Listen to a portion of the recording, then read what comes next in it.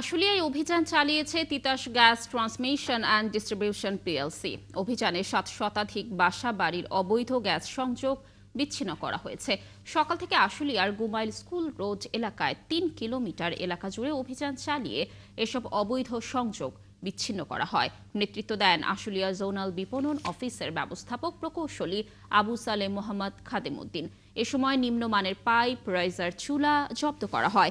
অভিযানে আশুলিয়া জোনাল অফিসের সহকারী প্রকৌশলী মোহাম্মদ আসওয়াদ, উপ সহকারী প্রকৌশলী মোহাম্মদ সুমন আলী সহ তিতাসের কারিগরি টিমের সদস্য সহ পুলিশ সদস্যরাও উপস্থিত ছিলেন।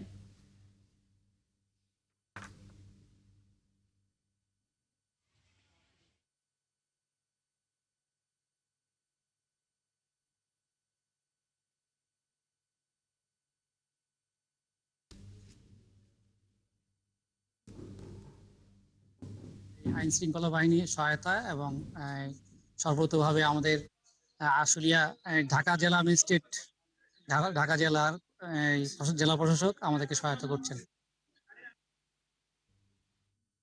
সাভারের আশুলিয়ায় অবৈধ গ্যাস সংযোগ বিচ্ছিন্ন করতে অভিযান পরিচালনা করছে প্রশাসন। এ বিষয়ে সবশেষ খবর জানাতে আশুলিয়া থেকে যুক্ত হচ্ছেন জাহিদুল ইসলাম অনিক। অনেক এখন পর্যন্ত কতটি অবৈধ গ্যাস সংযোগ বিচ্ছিন্ন করা হয়েছে, প্রশাসন এ বিষয়ে কোনো মন্তব্য করেছে কিনা, কি তথ্য রয়েছে জানাবেন।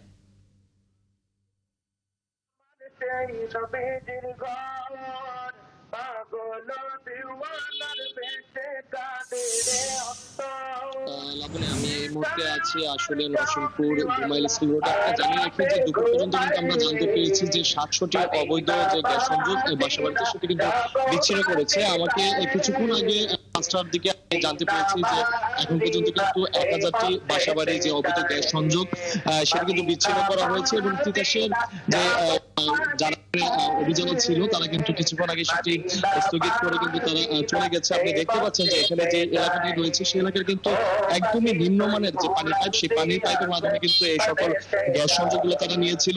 আপনাকে যদি জানিয়ে রাখি যে কিন্তু সকাল থেকে দেখেছি তারা যে সকল জায়গায় এই সকল গ্যাস সংযোগ সেগুলো কিন্তু পাইপ এবং যে পানির পাইপ এবং রাইজার চুলা, আমি কিন্তু তিতাস কর্তৃপক্ষকে সেটি জব্দ করতে দেখেছি।